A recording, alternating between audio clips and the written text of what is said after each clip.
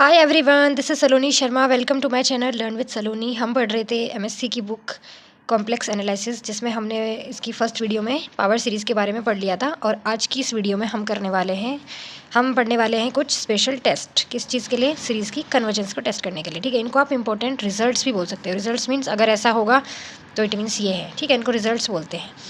Without proofs जो आप ये लाइन है इनको याद रखते हैं, इनको रिजल्ट बोला जाता है। अगर आपने पहले वाली वीडियो नहीं देखी है तो जाके चैनल पे प्लेलिस्ट में आप चेकआउट कर सकते हैं। और वीडियो अच्छी लग रही हैं तो अपने दोस्तों के साथ शेयर करें। ठीक है, चलिए पहला टेस्ट। इफ़ समीशन सीरीज़ है हमारे पास UN कन्वर्जेंट है। अगर ये सीरीज़ मेरी कन्वर्जेंट है तो देन क्या होगा? इसकी UN की जो limit n tends to infinity हम फाइंड आउट करेंगे वो कितनी आएगी? 0 आएगी। ठीक है, second test, limit n tends to infinity UN upon VN। यहाँ पर हमारे पास दो सीरीज़ हैं, एक UN है एक VN है। ठीक है, summation UN and summation VN। तो मैंने क्या किया, UN अपॉन VN और limit n tends to infinity. ये वैल्यू अगर मेरे पास कोई फाइनाइट वैल्यू आती है, फाइनाइट नॉन जीरो क्वांटिटी, तो इट मीन्स जो summation UN and summation VN है वो दोनों क्या होंगी? आइडेंटिकल इन नेचर होंगी। इट मीन्स दोनों की नेचर सेम होगी। अगर UN कन्वर्जेंट है तो VN भी कन्वर्जेंट होगी, और UN डाइवर्जेंट है तो VN भी डाइवर्जेंट होगी। अब ये एक को चेक करके हमें दोनों के बारे में पता चल जाएगा, और चेक हम किसी और टेस्ट से कर लेंगे। ठीक है, कन्वर्जेंस और डाइवर्जेंस के लिए इन दोनों ही टेस्ट का यूज़ अगर आपके एग्ज़ाम में MCQs आ रहे हैं तो ये वहाँ पर यूज़ हो सकते हैं, अदरवाइज़ क्वेश्चन में इनका ज़्यादा यूज़ नहीं होगा। ठीक है, तो चलिए third, comparison test. UN is absolutely convergent if अगर मेरे पास ये UN less than summation VN। ठीक है, दो सीरीज़ है, एक UN एक VN, तो ये जो है लेस देन आएगी VN से। और VN क्या है? कन्वर्जेंट है, ऑलरेडी गिवन। VN कन्वर्जेंट है और मेरे पास ऐसा कुछ आ रहा है कि ये less than equal to this. ठीक है, तो इट मीन्स कि जो UN है वो क्या होगी? एब्सोल्युटली कन्वर्जेंट होगी। इस टेस्ट का भी ज़्यादा यूज़ नहीं है, MCQs में यूज़ हो सकता है, बाकी आप देख लेंगे सबको। ठीक है, अब ये हमारा है सबसे इम्पोर्टेंट, जो आगे भी यूज़ होने वाला है बहुत ज़्यादा, रूट टेस्ट। और इसको हम कोचीज़ रूट टेस्ट भी बोलते हैं। तो हमने क्या फाइंड किया? मेरे पास एक सीरीज़ थी UN का मोड की पावर 1/n और limit n tends to infinity लगाई। ये सोल्व करके मेरा आ गया L, मतलब कुछ भी वैल्यू आई है। ठीक है, 3 2 समथिंग, तो उसको मैंने बोल दिया L। ये लिमिट L आ गई। अब the series UN is convergent absolutely. Absolute convergent कब होगी? जब ये L की वैल्यू लेस देन 1 आई होगी, मीन्स 0 या फिर नेगेटिव आई होगी। ठीक है, 1 से छोटी, तो होगी एब्सोल्यूट कन्वर्जेंट। और डाइवर्जेंट होगी कब? जब L ग्रेटर देन 1, यानी कि 2 3।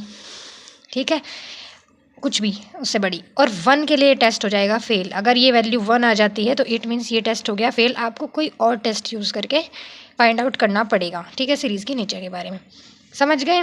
L लेस देन 1 के लिए तो कन्वर्जेंट होगी, और L ग्रेटर देन 1 के लिए डाइवर्जेंट होगी, और L इक्वल टू 1 पे टेस्ट फेल। ये बहुत इंपॉर्टेंट है, यही सबसे ज़्यादा यूज़ होगा। ओके, नेक्स्ट फिफ्थ, ये भी आपका इंपॉर्टेंट है, ये भी बहुत यूज़ होगा, रेशो टेस्ट। इसको हम D-एलेम्बर्ट टेस्ट भी बोलते हैं, या यहाँ पे रेशो भी। ठीक है, ये नाम है मैथमेटिशियन का, और ये कोची भी नाम है मैथमेटिशियन का। मेरे पास सीरीज़ है UN। ठीक है, तो हम यहाँ पे दो वैल्यू फाइंड करेंगे। UN तो मेरे पास है, हम फाइंड करेंगे UN+1, यानी n की जगह पे मैं n+1 रख देंगे।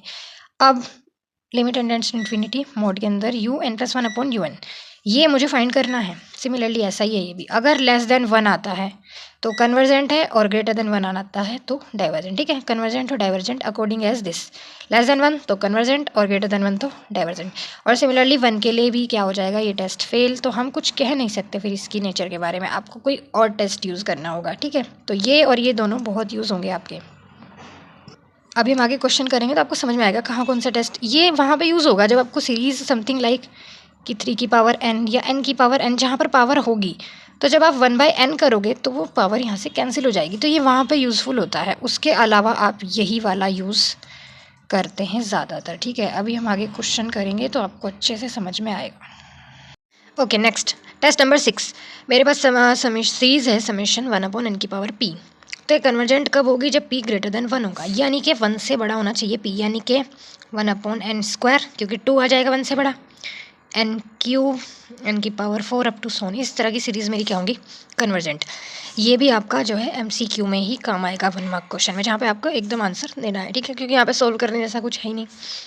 डाइवर्जेंट कब होगी? जब p लेस देन और इक्वल टू 1, लेस देन पे भी और इक्वल टू 1 पे भी, यानी कि 1/n, n की पावर 1 है, p इक्वल टू 1 है, ये भी मेरी डाइवर्जेंट है, और n 1 से छोटा यानी कि n 0 भी चलेगा, n -1 भी, तो ये ऊपर जाके क्या हो जाएगा, सिंपली n है ना, 1/n की पावर -2, तो ये ऊपर जाके क्या हो जाएगा मेरा n²। तो इस तरह की जो सीरीज़ हैं वो क्या होंगी आपकी, डाइवर्जेंट। ओके, अब 7th डिरिचलेट टेस्ट।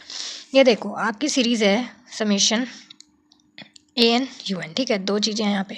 जैसे ये un जो है वही है जो हमने स्टार्टिंग में लिखा हुआ है ना, an z की पावर n, ठीक है। अब un, ये जो पूरी सीरीज़ है ये कन्वर्जेंट कब होगी, तो डिरिचलेट टेस्ट के मेरे पास 3 पार्ट है, कैसे आप फाइंड आउट करोगे। ये जो an है इसकी मैंने एक अलग से सीरीज़ बनाई SN मॉड्यूलस के अंदर, समेशन आई रन करेगा मेरा 1 to n तक ai, ठीक है। ये जब मैं फाइंड करूँ तो ये value less than equal to के आनी चाहिए, यानी कि कोई नंबर आएगा इसको सॉल्व करने के बाद, ठीक है।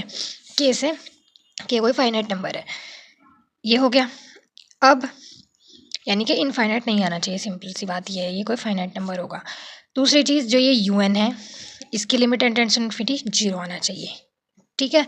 थर्ड कंडीशन, अब ये जो सीरीज़ है un था मेरे पास, ये यहाँ से आप फाइंड करेंगे un + 1 और फिर un माइनस ये निकालेंगे और उसका समेशन, ये जो सीरीज़ है मतलब ये कन्वर्जेंट होनी चाहिए। अगर ये तीनों कंडीशन फुलफिल हो रही हैं तभी हमारी ये सीरीज़ क्या होगी, कन्वर्जेंट होगी।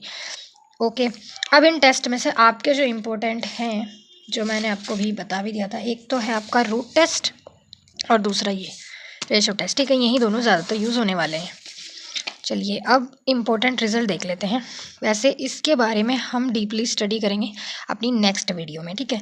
बट यहाँ पे मैं एज ए इंट्रो आपको बता देती हूँ, ये जो मेरे पास सीरीज़ है an z की पावर n, ये कन्वर्ज करेगी या तो आइदर, ठीक है, या तो क्या करेगी, ये कन्वर्ज करेगी for all values of z की हर वैल्यू के लिए, सारी वैल्यूज़ के लिए कन्वर्जेंट होगी, या फिर ये कन्वर्ज करेगी कहाँ पर, only z is equal to 0 पर, सिर्फ z इज इक्वल टू 0 पर करेगी, या फिर कन्वर्ज करेगी for some values of z की कुछ वैल्यूज़ के लिए। अगर मेरे पास z की वैल्यू इतनी सारी है अंदर, तो या तो ये सारी z की वैल्यूज़ के लिए करेगी, या फिर कुछ वैल्यूज़ पर कन्वर्ज करेगी, या फिर only z is equal to 0 पर करेगी, ठीक है। यही 3 कंडीशंस होंगी।